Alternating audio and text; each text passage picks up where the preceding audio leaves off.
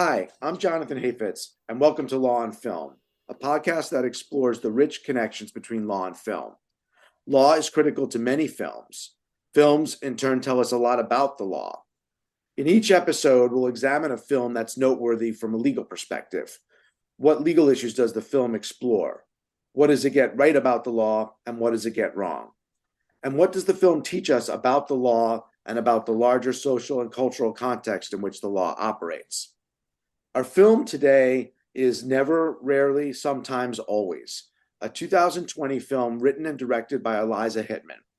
The film centers on the effort of a 17-year-old, Autumn Callahan, played by Sidney Flanigan, to obtain an abortion after learning that she's pregnant.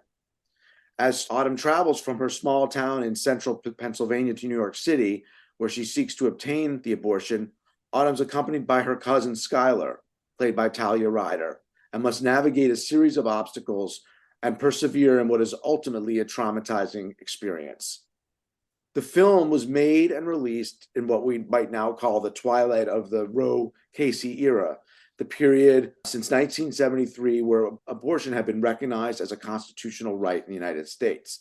The film was overtaken by events, in particular the 2022 decision by a reconstituted Supreme Court overruling the court's earlier decision in Roe and eliminating the constitutional right to abortion.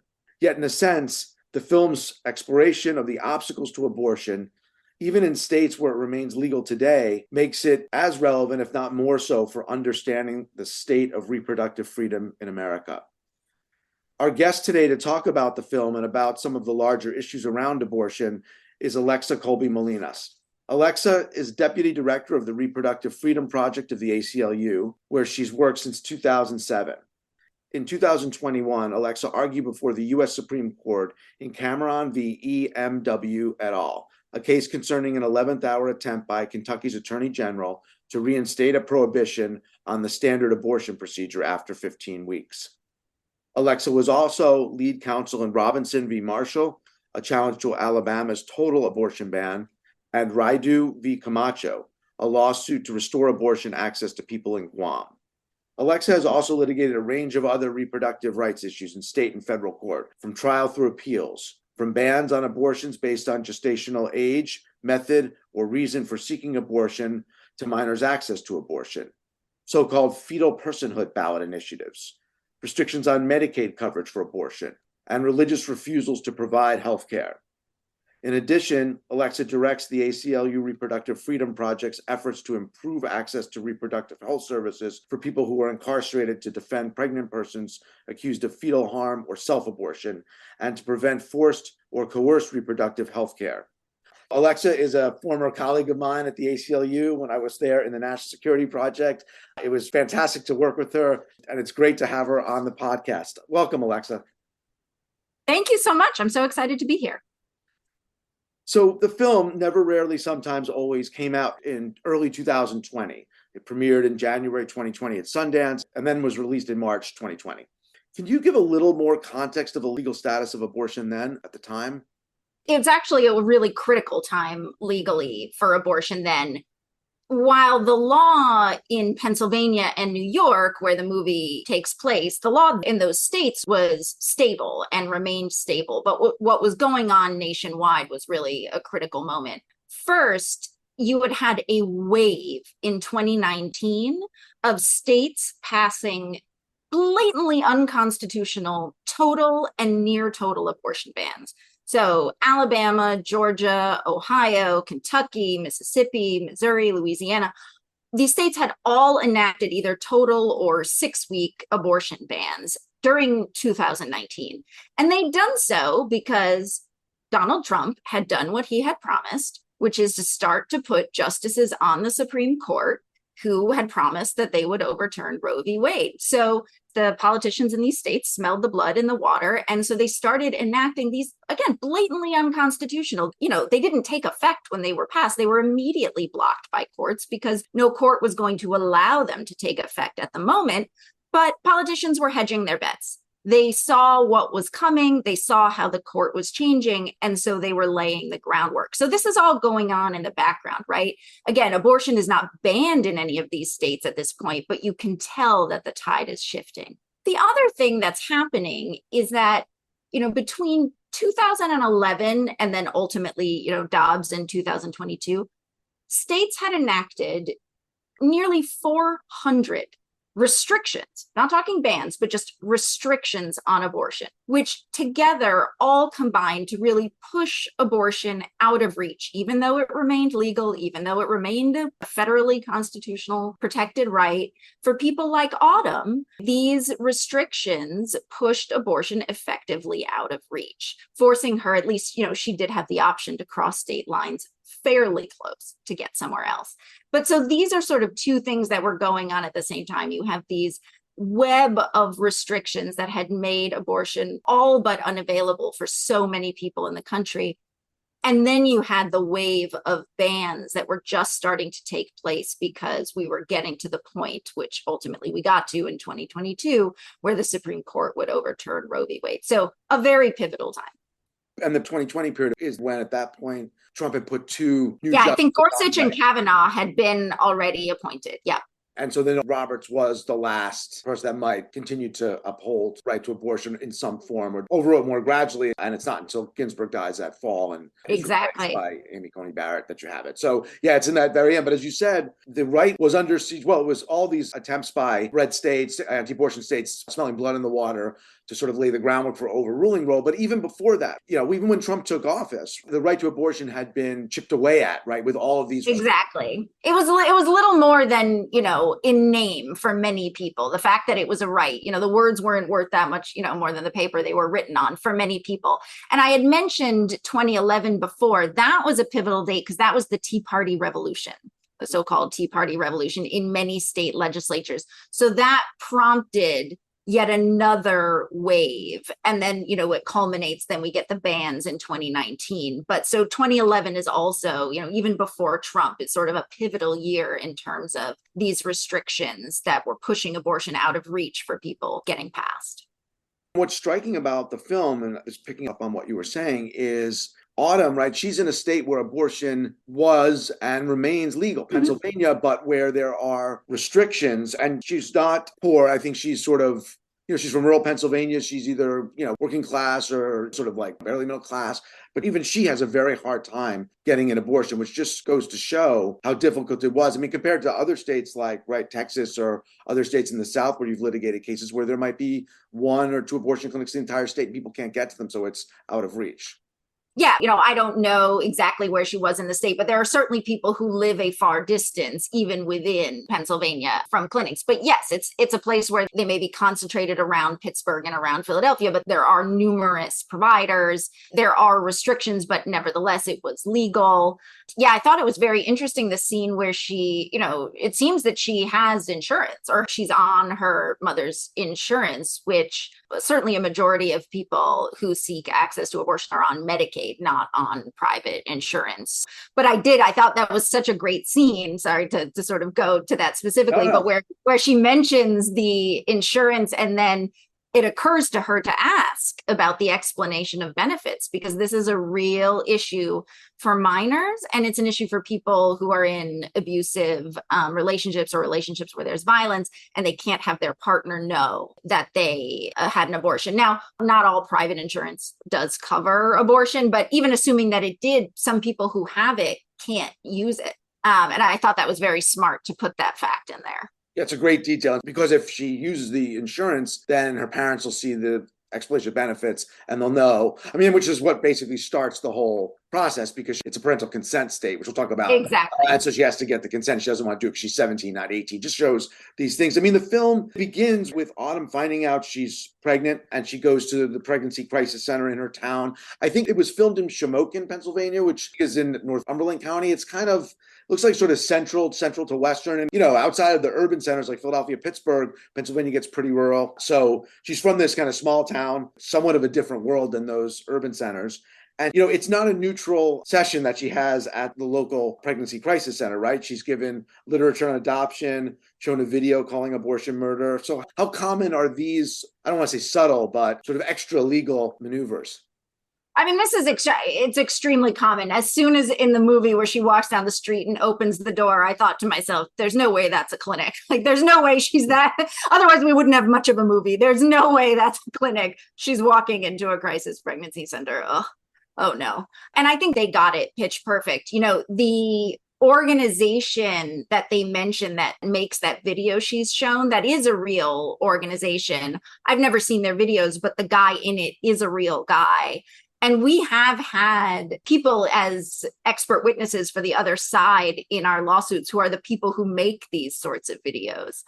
And of course, it doesn't go as well for them when they're subject to cross-examination. But when you have a 17-year-old who's a captive audience and someone who is showing you this video, and, I noted that the woman, she was wearing the white lab coat, right? Which to make Autumn think she was getting medical care. We don't know if this person had any medical training. And I think the fact that they gave her the urine pregnancy test and kept saying you're doing a self-administered test, I think that was meant to be a clue that these people actually didn't have any medical training because they couldn't do any other sort of pregnancy test. Nevertheless, she's wearing the white lab coat, and you're a 17-year-old girl going to a place that says pregnancy help center, right? You're going to assume that you're getting informed, scientifically accurate information. But yeah, when I saw that video, I just thought of the people we dealt with who have actually even tried to play their videos in court during trial, though we were able to get it excluded as cumulative. They were so upset. But anyway, yeah, those people are around, those videos are around, and I think that scene was pretty pitch perfect. Yeah, that's so interesting about why they gave her the self-pregnancy test, because they're not medical people. They don't know what they're doing. They said they're sort of there to give their propaganda and advance their views. Exactly. I think then she goes and tries to, looks like, induce the abortion herself, right? And I noted in your bio, you've worked on cases involving so-called self-induced abortions, right? She does start beating herself. There's a picture of her hammering herself in the mirror in her stomach. So and I think she tries to take a mass amount of vitamin C as well. Exactly. Yeah. I mean, this is common, especially for minors. One of the things that's different today than about, the pre-Roe era or the 1970s and even, into the 1980s is the availability of safe medications that can be used to self-manage your own abortion. But of course, someone has to have the access to information to be able to obtain, if you're going to self-manage your own abortion, they have to still know how to get those medications and how to get them safely. And for many people, they are still, when they are pushed into desperate circumstances and when they can't access the medical care they need, they do resort to self-harm or other methods that they might read about on the internet that are just not, reliable or could be harmful. So yeah, again, that was, I think, pretty realistic. I did think it was interesting, though, given that this was taking place in 2020 or, modern times, that there wasn't a discussion of obtaining medications on the internet, because actually in Pennsylvania in 2014, a mother, I think she was 39 years old, a mother of three, was sent to jail on a 9 to 18 month sentence. I don't know how long she served for purchasing her daughter medications to have an abortion on the internet. And that was in Pennsylvania. So that could have been sort of an interesting overlay had Autumn attempted to do that in a place where people were getting prosecuted for that, even though it is not illegal in Pennsylvania to self-manage your own abortion. Anyway, I thought that was interesting. But yes, the self-harm stuff does happen. Yeah, and the medication abortion now is approximately half or so of abortions in the United States are done through medication abortions. And this is at the forefront of one of the current challenges post Dobbs, the decision that overrules Roe, Yes. right? Over that access to one of those medications. Yeah. So in the US, it's commonly a 2-medication regimen, mifepristone and misoprostol. And the challenge that you've referenced that's going on in Texas now, the Fifth Circuit, but the Supreme Court has put a stay on those opinions so they can't take effect. That is a challenge to the FDA's approval of mifepristone. So if that challenge was successful, it could take mifepristone off the shelves across the country. There would still be access to misoprostol, but it would have a significant effect on access and would be removing a safe and medically proven medication that millions of people have used. Right, because people like Autumn in the film and other thousands, tens of thousands of women in other places who even face more challenging obstacles to obtaining abortion by a medical abortion, right, performed in a clinic, would have access to the medication. It's important. And so it sounds more like legally, potentially, it could have been an option for her. Well, so she thought she was 10 weeks. It's pretty common for the medication abortion, the two-drug regimen in the United States, to be available to up to 10 weeks or 70 days. There is evidence that shows that it can be safely used beyond that point. It just becomes less effective, but it's safe to use. But I think particularly back then, it was probably more common to have the cutoff, if you were getting it from a provider with a prescription, to have it cut off at 10 weeks. So even if she had been 10 weeks as she thought she was, which she wasn't, she probably couldn't have gotten it. I did actually check what is currently provided at the Court Street location for Planned Parenthood, and they do go to 11 weeks. So had it been today, and had she actually been as far as she thought she was, not further because she was lied to, then she maybe could have accessed medication abortion, and maybe the movie would have ended there. But but that's probably why they didn't go into it, because even if she was at the point she thought she was, she couldn't have accessed it then. And so she goes on the internet then to find out how she can get an abortion, right? Just using Google, which is probably what many people do. Yeah, absolutely. Right. And she finds out Pennsylvania is a parental consent state. Women under 18 must obtain the consent of at least one parent, and she doesn't want to tell her parents. So this requirement, or some version of it, was at issue in the Supreme Court's decision in 1992 in Planned Parenthood of Southeastern Pennsylvania, where the movie takes place, versus Casey, which reaffirms the right to abortion in Roe, but adopts this new test called the undue burden test, which makes it more difficult and allows potentially things like parental consent requirements, right? So what's that legal overlay? So parental consent requirements had actually been upheld by the Supreme Court long before Casey in a separate line of cases. And what the Supreme Court had held is that states can impose parental consent requirements, but they have to provide a judicial bypass option.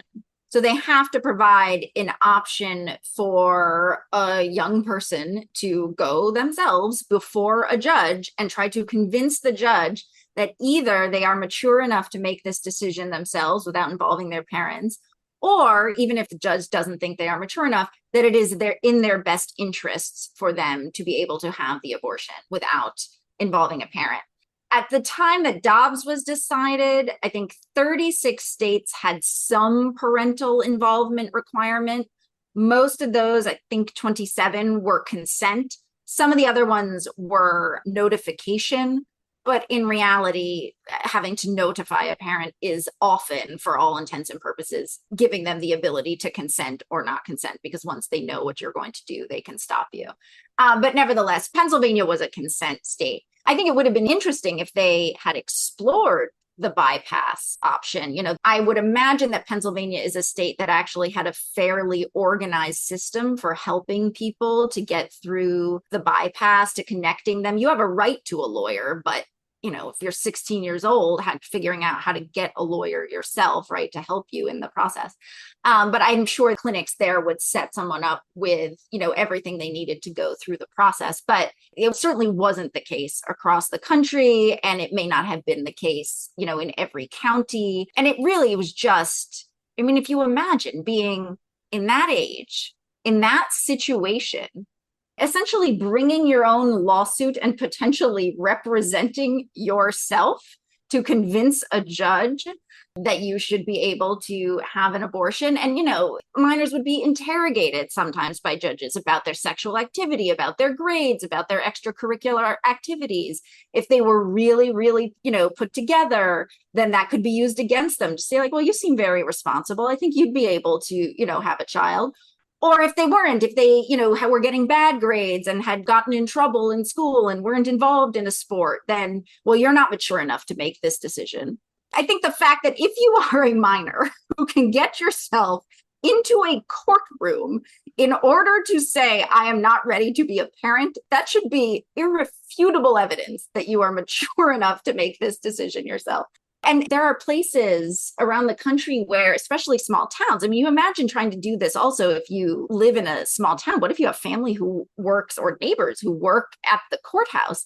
There were anti-abortion groups and anti-protesters who will sit in the courthouse with yearbooks to identify people coming in for bypasses. And, we used to see laws that would try to restrict the county that you could go to get your bypass to your home county to try to put people in that situation. And we were able to get them struck down to say people should have the ability to go to a different county or the county where the clinic is located, precisely because of these privacy sorts of concerns. But anyway, it is also something that many people do when faced with this is, I'm just going to cross state lines to go somewhere else so I don't have to go through this. But it would have been a really interesting thing to explore, I think, on film, what that process is actually like for people.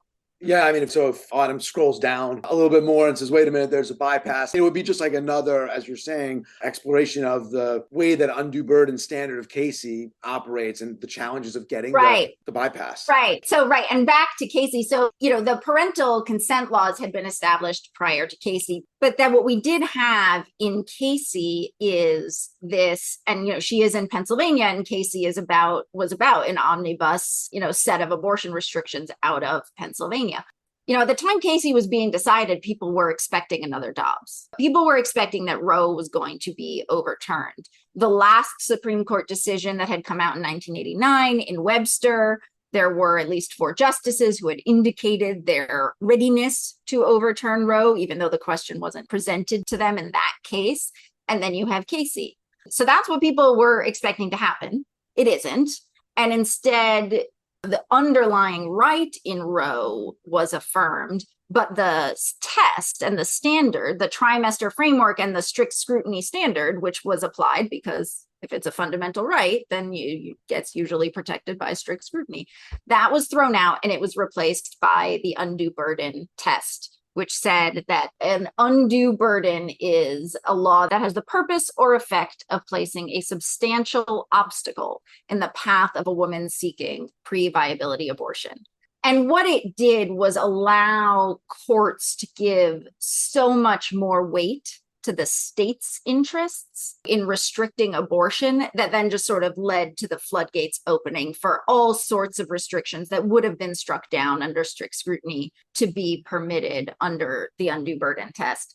I'm going to say that the undue burden test itself was inherently unworkable or that it necessarily had to be applied this way, but I think it definitely allowed courts to manipulate it. And you know what the Supreme Court does, right? Like when they announce something, they don't ever want to clarify what they've said for at least another 10 or 20 years, right? They don't like to keep taking the same cases over and over again.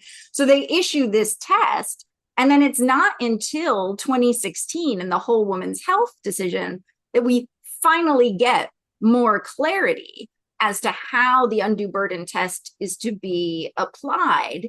And that it means something more than just rubber stamping any abortion restriction, right? That it actually is a context-specific analysis, real-world analysis of the burdens a law imposes weighed against the so-called benefits, requiring the state to actually put something behind their assertion that there are benefits to these laws.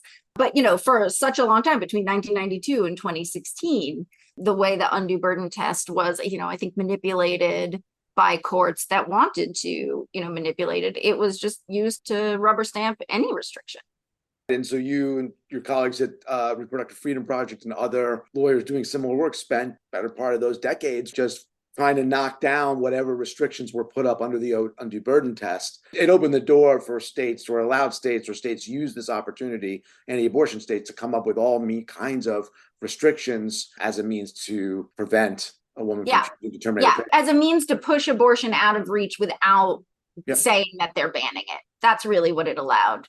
And then you mentioned the whole women's health decision from 2016, right, where one of the issues was, right, abortion would have to be performed in a surgical center that met the requirements for other procedures, other surgical procedures, or it regulated where abortion could be performed, but had nothing to do with public health. It had everything to do with erecting Exactly. It would require them to be, this incredibly safe outpatient procedure, which at least at the time, I think something like 96 or 97% of abortions were performed in the outpatient setting, and certainly didn't need to be performed in a hospital, but would have required them to effectively be performed in many hospitals. We called those TRAP laws, targeted regulations of abortion providers. So it's these sort of restrictions, so-called health restrictions, facility, FIDS plant restrictions that made it virtually impossible for clinics to operate and for the care to be provided. Yeah, and then the decision, it looks like that the Supreme Court gives some real teeth to the undue burden standard and whole women's health decision. And then Scalia passes away right in early 2016. It looks like Obama's going to be able to fill the seat, justice who's a supporter of Roe. And the right looks actually at that point likely more secure than it's been. And of course, Garland blocked and Trump wins and the rest is history. But it took a 180-degree turn. And one of the things, going back to the movie, that's so real to life is even again where you have this legal right. All Autumn has to do is take a bus, get on a bus, moderately long bus trip, but get on a bus, go to New York City, where abortion is legal, and have the abortion performed. But there's so many different obstacles, financial, emotional, that she has to overcome. So the first thing, right, is she arrives in New York City. She goes to Planned Parenthood in Brooklyn, which is in fact located at 44 Court Street. That's the address that's used in the movie. And she learns that she's 18 weeks pregnant, not 10 weeks pregnant, as she was previously told in the Pennsylvania Crisis Center, and that the woman in the Crisis Center had lied to her. And so she has to then go to a facility in Manhattan to have the abortion done. The abortion is now going to take longer because it's a second trimester abortion, and the cervix will have to be dilated. So how real are some of these challenges, or, for someone like Autumn, who's a fairly capable 17-year-old girl? Incredibly capable, yeah. They managed to get money by stealing money from the supermarket where they work. They take the bus. So she is a capable person, and yet she's got all these obstacles thrown in her way. Yeah, I think it gets a lot of those financial and logistical obstacles. It gets another thing the movie does really, really well. But one thing I really wanted, that jumped out to me was the 1 to 2 day procedure issue. We talk a lot about how the obstacles people face compound, because the longer it takes to raise money, the further you get pushed into pregnancy, the more expensive the procedure is, then, the more time it takes to raise the money. And then often the longer it takes to have the procedure. It is pretty common, I would say, across, or at least, now we have less abortion available, but it was, pretty common across the country that somewhere between 16 and 20 weeks, providers would shift from a 1 day to a 2 day procedure. Because as you mentioned, the later you get in pregnancy, the more dilated the cervix has to be. So the more time it takes to dilate the cervix. But the thing is, you can do safely a 1 day procedure. I had clients who did it up to 22 weeks, a 1 day procedure. And the reason they did that was precisely because of people like Autumn, because they knew that there were people who were sleeping in their cars in the parking lot overnight because they couldn't afford a hotel to wait while they were dilating. It's a skill you need to know how to have, and it definitely makes it a lot harder to balance just sort of the patient schedule of the day, because when you have everybody coming in at the same time and getting their laminaria at the same time to dilate overnight, then they leave and then they come back and they're ready. You know that they will be ready. When you have them in the same day, you're using different methods, you're applying medications, and you're monitoring them all day. You don't know, you have people waiting there, just waiting to be dilated. You don't know exactly when it's going to happen. It might take long, so it's definitely harder to manage logistically. So certainly, it's completely understandable why many physicians just feel more comfortable, and that when they are more comfortable that the procedure they provide is safer, to switch from a 1 to a 2 day. But it can be done in 1 day. And for many people, that difference is significant. So when I, heard them say that to her, I was like, oh, yeah. I mean, it's so realistic. It's what happens to people. And you can only imagine how your heart must, and I think the actress does an amazing job of portraying it. And I think she says, right, can't you just do it today? Like, can't you do something? And just the idea that, are you kidding me? And of course, the fact that she was lied to, again, totally common. I mean, even when I saw them doing that ultrasound in the movie, I was like, that is not a 10-week That does not look like a 10-week. Sound like it from what I remember. That does not look like a 10-week phase to me. Something tells me something's going to happen later on. I mean, thank God she was in a state like New York where you can still get an abortion at 18 weeks. But there are people who are showing up at their clinics and finding out that they'd have to go to an entire other state for now a 2-day procedure. So anyway, that really sort of jumped out at me again. It's just one of the little bits of the film that were so true and real to life. And it just really resonated with me doing this work. But yeah, the financial and the logistical obstacles, the one thing I would pick the film up on a little bit is that it's unclear, right, whether she called ahead to make an appointment. There is, especially at the Brooklyn Planned Parenthood, there's no walk-ins. I think she probably made an appointment, because if she had just walked in to be like, hi, I'd like an abortion, they would have been like, look, we'll do your ultrasound, but we're going to have to put you on the, like, you're not, even if she had been 10 weeks, I don't think they would have been able to fit her in today just because the schedules are so packed. I mean, maybe that's wrong, but I think that's likely the case.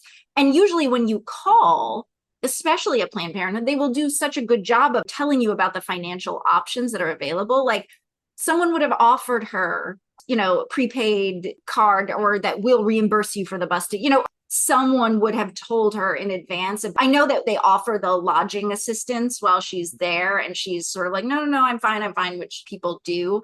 But I think that someone would have offered her assistance. But nevertheless, the paying for the bus tickets, the fact that, she went with a friend, it seems like for support, which a lot of people do. But as we all know from getting a medical procedure, if you're going to be sedated, they usually require there to be, so even when you live in New York City and you're not getting behind the wheel of a car, nevertheless, they require you to have someone with you. And so even if she hadn't wanted her cousin to come with her, she probably would have been told she had to have it. So people have to raise money for 2 round trip bus tickets. They have to eat, both of them have to eat. They both need a place to stay.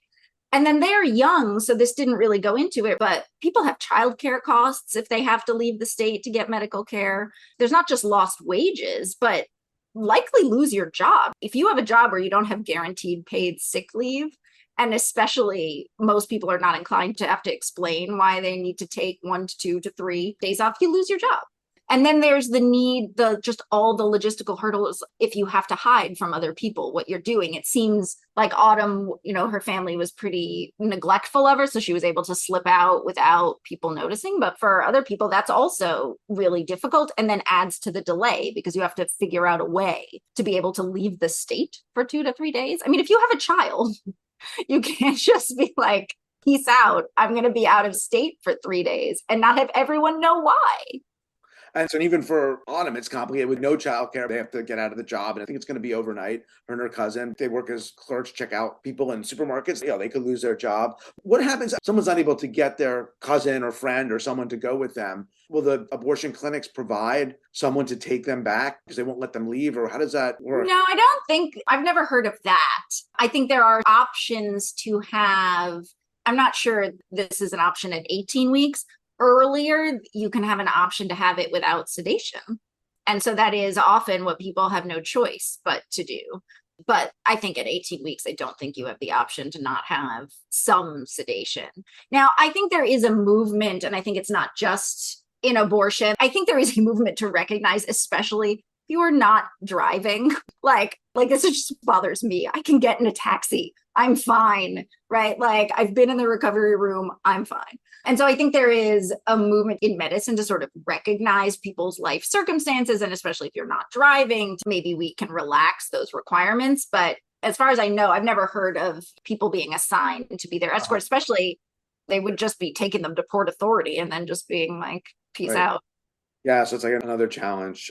Well, I guess one reason the plot is constructed as it is in terms of them having to spend the additional time is so they have to go back and contact the teenage boy. Jasper is the character's name. They met on the bus, who gets on much closer to New York City, probably some suburb of New Jersey or Philadelphia. And he's going in to listen to music and spend a couple days in the city.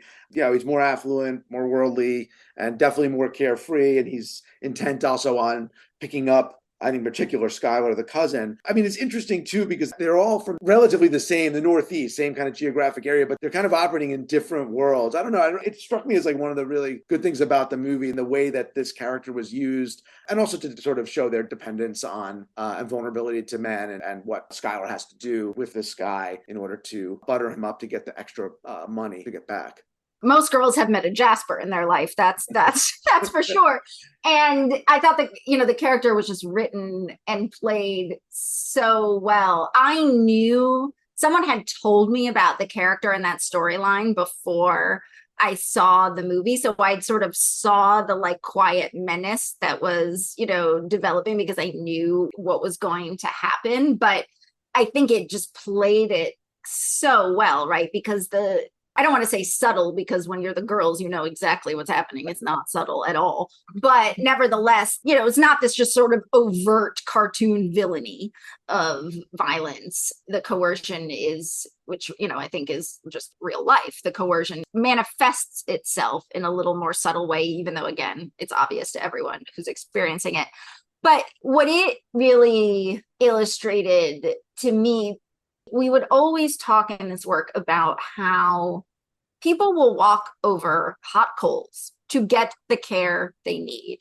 People know, right, when they cannot be a parent or where they cannot add to a family. And, I think it was clear that Autumn knew what she had to do. And it was clear that Skylar knew what Autumn needed, and knew that the result, right, knew that not doing these things to be able to get Autumn the care they need, the result would be so much worse.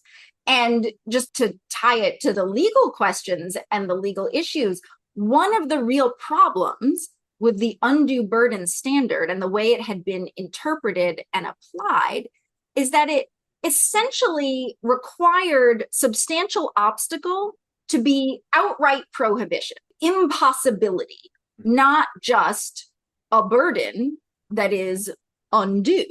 Right? Undue burden isn't outright prohibition, but that's the way it was being interpreted. And if you couldn't quantify, if you couldn't show how many people were just absolutely not getting abortions, then you hadn't proven an undue burden from a given law.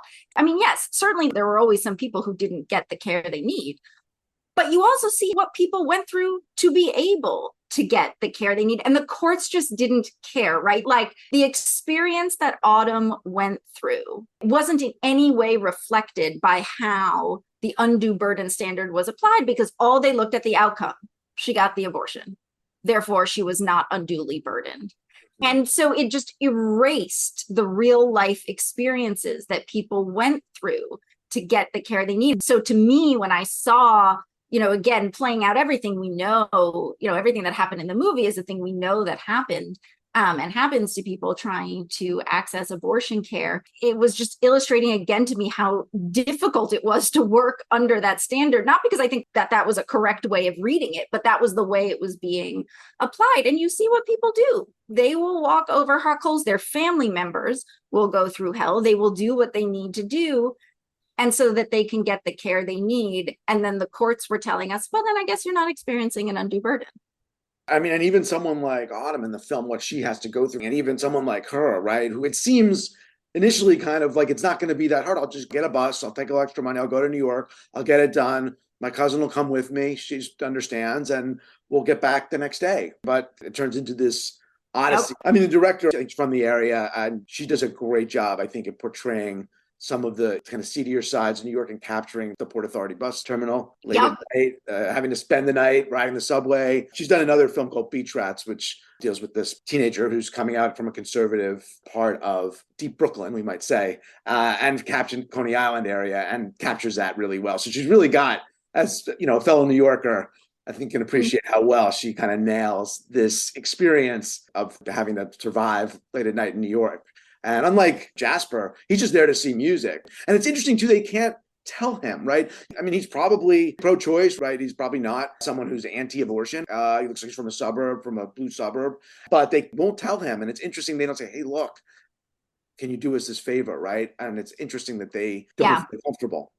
I thought that was interesting too. I mean, maybe they just thought it would turn him off because of what his ultimate goal, if he didn't think he was going to get his ultimate goal, which was not to be a charitable person helping someone access medical care. I mean, the other thing that from doing this work that I kept thinking of is Autumn is bleeding and cramping. Her cervix is being dilated. And what the laminaria are, it's actually sticks of seaweed, and they expand as they absorb moisture. And, there was the scene in the bathroom where she changes the panty liner, but they're not only incredibly hungry and tired and, I'm sure stressed out, but she's in physical pain while she's in the bowling alley, which ACLU we back in the day used to have intern bowling at the Port Authority. I have fond memories of that bowling alley, which was definitely an interesting experience. But yeah. Yeah, that very interesting. One of the most powerful scenes in the movie is when Autumn has to answer a series of very personal questions at the clinic in Manhattan before she obtains the abortions. Questions that ask her about her wish to obtain abortion, touch on her past private sexual life, and bring out whether she was in sexually abusive relationships. And she's got to answer these questions. She has 4 choices, and this is where the title comes from. She can either say never, rarely, sometimes, always. Let me play this clip of this exchange between Autumn and the woman in the Manhattan abortion clinic. Hi, Autumn. I'm Kelly. I'm your counselor. How are you doing? Okay. Can you tell me what led to your decision to terminate the pregnancy?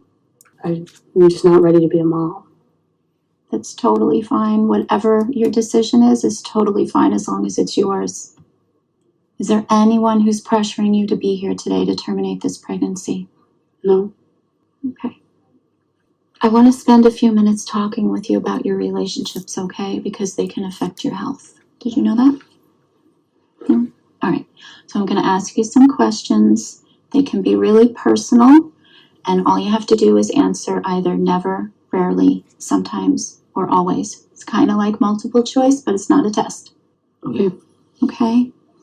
In the past year, your partner has refused to wear a condom.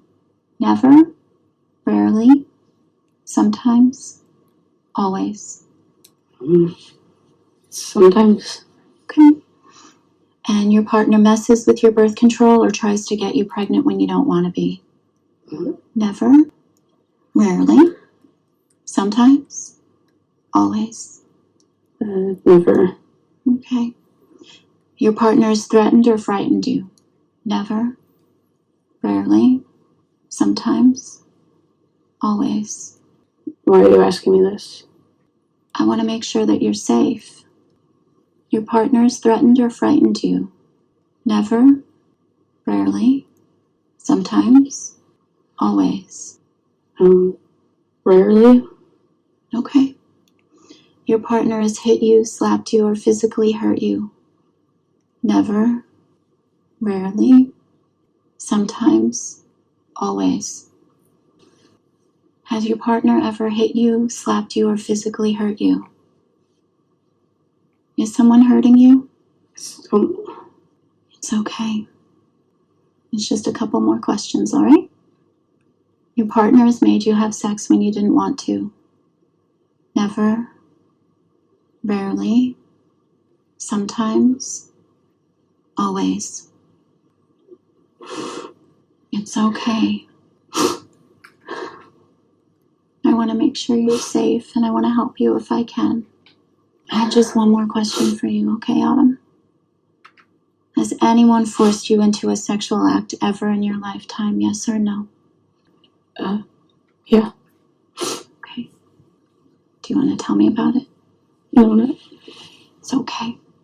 I'm going to give you my number, and you can call me. We don't have to talk about it today, but you can call me if you need to talk or if you need some help, okay? Do you have any questions for me? Is it the procedure? Is it going to be painful? It's going to be a little uncomfortable. Have you ever had a GYN exam before? No. Okay. It's going to be in an operating room. There's going to be a doctor. There's going to be a nurse. There's going to be a medical assistant. I can be there with you if you want me to be. Would you like me to go with you? Sure. Okay. So, Alexa, can you help kind of unpack this exchange and what's going on? Yeah, I mean, it was very difficult, I think to watch, which I think was certainly the point. And it obviously speaks to gender and power and violence, those dynamics in sexual relationships that I think are very real for many people. It also, I think one of the things that was so heartrending about it is it seems clear that nobody's ever shown that care to Autumn before. Nobody's ever cared to ask about that aspect of her life before, or suggest that those things are not just normal and what she deserves. And for me, what that actually showed and why I really appreciated the scene was that it shows the care that people in clinics provide for their patients. I think the anti-abortion movement has worked very hard to demonize healthcare providers who provide abortion care and just sort of the public consciousness. And part of that, there's actually whole sociological books written about it. Part of that is because of the way that abortion has been sort of marginalized into clinics that only provide that care, which those clinics are amazing and they provide very good care and they're providing a service nobody else would provide, but it just sort of underscores the lack of integration of abortion into mainstream medicine, and that makes it easier to other the people who provide abortions. And so anyway, I think the anti-abortion movement has really seized upon that to try to demonize abortion providers and the care they provide, when the reality, I mean, the level and quality of healthcare that is provided in abortion clinics looks nothing like that. I mean, you and I have good insurance. We live in New York. We have access to good care. But abortion clinics, they will open on their days off, bring in staff just to see a single patient who is, I've had this happen, who was incarcerated and was nearing the gestational limit. We couldn't get the jail to transfer her until this point. They didn't care. They opened on the day off. Everybody came in just to provide the care. They will clear the schedules and a waiting room to see a 12-year-old rape victim in the afternoon because they know she's just going to need that much care and attention and don't want to have her sit in front, around other people while she's experiencing it.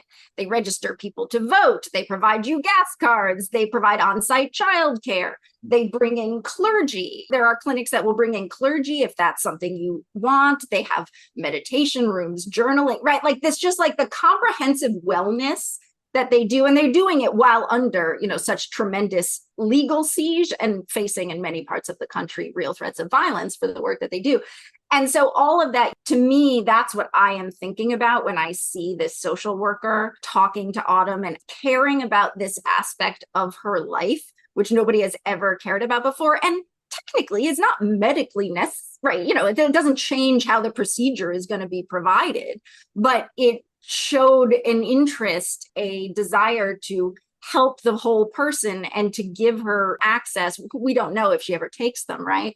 But access to resources she needs. I think the social worker gives her cell phone number, right? I mean, not many of my healthcare providers give me their personal cell phone number to call. Like, maybe I can call an answering service and maybe someone will call me back. But unless you pay for concierge service. Maybe. Yeah, exactly. Abortion is the concierge medical care of the United States. This is what people need to understand. I mean, again, so much of how abortion is provided in this country reflects what is so messed up about healthcare in our country, but also I think it really shows what healthcare can be. And I really appreciate it. I'm not sure everybody took all of that from the scene the way I did, but I really sort of appreciated that aspect of it. Yeah, it's a really important insight. And it does affect Autumn. I mean, she sort of has a deeper appreciation of her life and what's going on around her. There was a little glimpse of what her life was like socially before, right? When she's at the bar and there's sort of like an exchange with the guy who is likely the one who the boyfriend made her pregnant, right? And turns out this was an abusive relationship. And I think she hadn't been able to process that until she got this care and assistance that you're talking about from the social worker. I think that's right. I mean, who knows, right? It was clear she was still processing it and taking it in, but you have to hope that for people like that, even just someone showing that care and interest in telling you that you deserve something better has an impact moving forward. So if we fast forward to the present, we're now in the world of post-Dobbs, where the Supreme Court eliminated the constitutional right to abortion. And now it returns essentially the decisions to states. So it's like a patchwork where it's legal, it's not legal, in many areas where it's contested, which is, I'm sure, what you spend the overwhelming majority of your time litigating and addressing. And of course, there are interstate issues in terms of ability to travel. But I don't know, would the movie look different today post Dobbs? I mean, I guess Pennsylvania probably be the same. I mean, it's probably similar. They can now regulate more freely, the states, right? Pennsylvania, without eliminating it because they don't have to provide it in the first place, the right to abortion. But someone like Autumn would have to probably would come to New York. But New York, I guess, is in a little bit of a different situation because they're now providing abortions for more people who are elsewhere. Yeah. So, I mean, legally, the restrictions or lack thereof have not changed in Pennsylvania or New York. But I think you hit on exactly what has changed, which is that, the demand now especially in New York City, of people coming from places where they can't access, right? So providers are just even more in it. New York City was always a place people were, as you can see, people were from Pennsylvania were trying to come, even when abortion was and remains legal. And now you have that many. I had to check before we did this podcast because it changes every day. I think we now have 17 states with a total or near total abortion ban, and 4 states that are banned 12 to 15 weeks, which if Autumn had lived in one of those states, she would have also had to leave. New York has done things legally to try to shore up protections and has certainly tried to expand the financial resources that are available, not just for New Yorkers, but for people who are coming from out of state. But yeah, she likely, I don't know what the wait times are at that specific clinic, but I've certainly heard around the country of, weeks, if not months of backlog for people. And especially, when you are facing a weeks or months backlog, you try to get in the people who are later in pregnancy first because they're getting closer and closer to their cutoffs. Whereas, the earlier people can technically wait, even though, as we know, it makes the procedure take longer and more expensive. But when Autumn called, she would have thought she's at 10 weeks. So I don't even know what she would have been booked for, right? And when she actually showed up, who knows? So I think that's the thing that would have changed. But legally, it's still legal in Pennsylvania, but there's still parental consent. And so she still would have left. Are there people who can't get the abortions in New York because there's just too much away? I don't know. I'm sure someone is tracking that data. I think we know that abortion just in general are, people are being pushed later and later into pregnancy. And the places in the country where you can get a 3rd trimester abortion are getting less and less.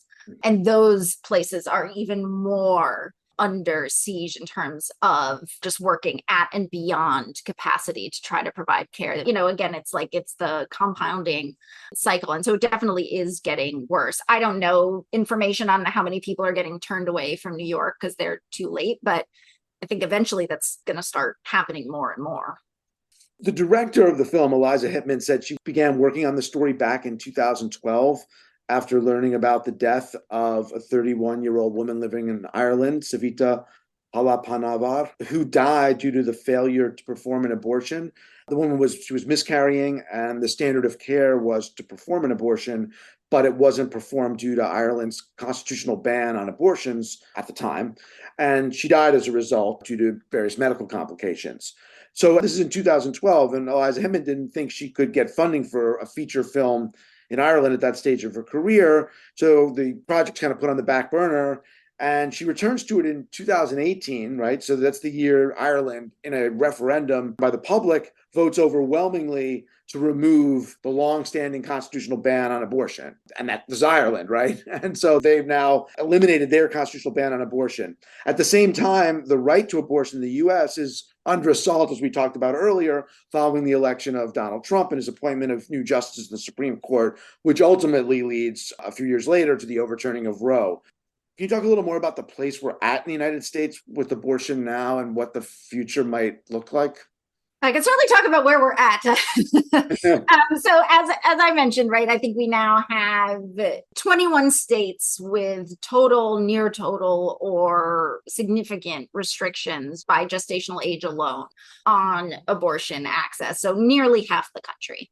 We also have new threats, actually, beyond just state bans, which actually could have been interesting to explore in a movie like this, or in a movie that involves someone having to go somewhere to another state. Because what we're seeing now is states that have already banned abortion within their borders, but now they're trying to criminalize people who cross state lines or people who help them cross state lines, whether criminalizing speech or conduct, and just sort of helping someone to get across state lines, to basically expand their bans beyond their own borders. The Supreme Court told us this was going back to the states, and that some states would be able to pass protections, would be able to expand access. But of course, the states and the politicians that have already banned abortions within their borders are not content to stop there. And so in addition to, losing access in nearly half the country, or significantly reducing access,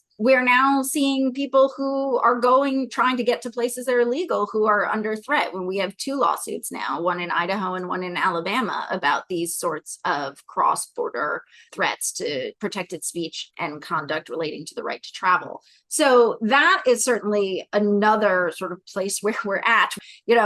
If anybody ever thought Dobbs was just going to resolve the question, that's certainly not what happened.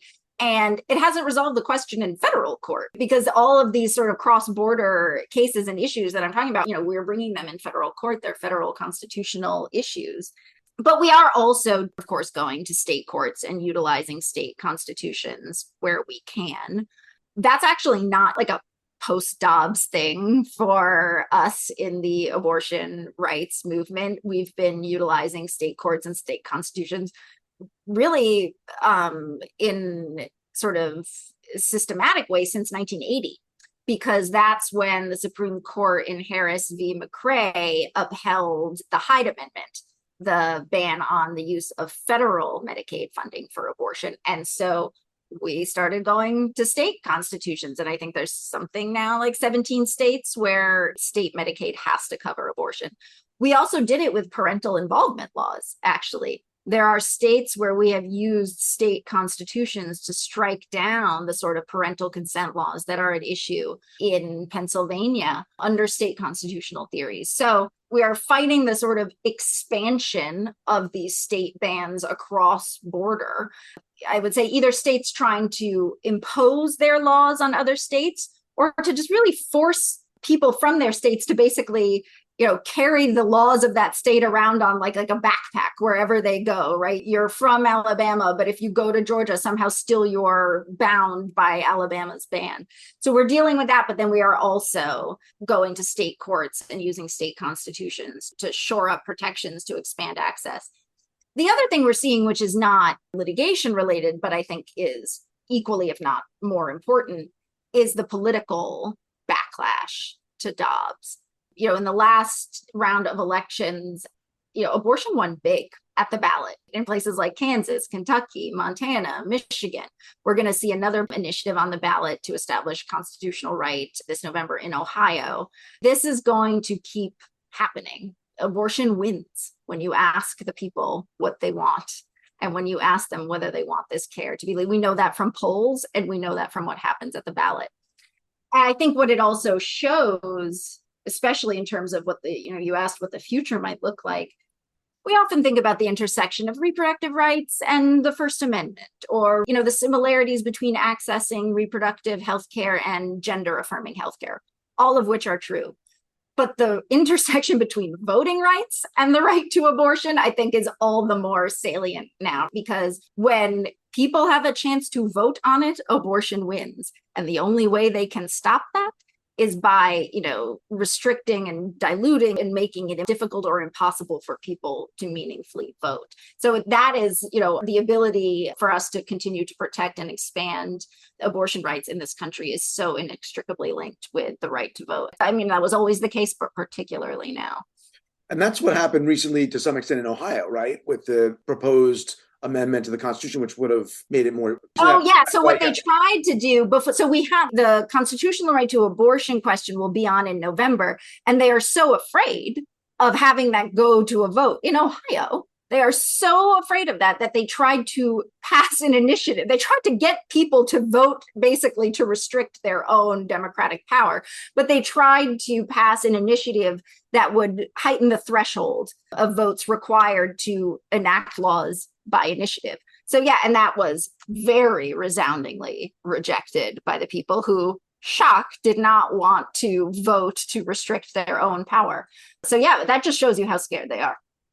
The film, because it's pre-Dobbs, it's still in the period where the right is safe. The constitutional right exists, even though the film punctures the myth and shows how vulnerable the right is, how difficult it is to access. But now that myth is gone, right? And so the politics have changed. I mean, another film that would come now would be some of these post-Dobbs issues politically, or as you said, efforts by anti-abortion states to punish people for traveling to another state or to assist people.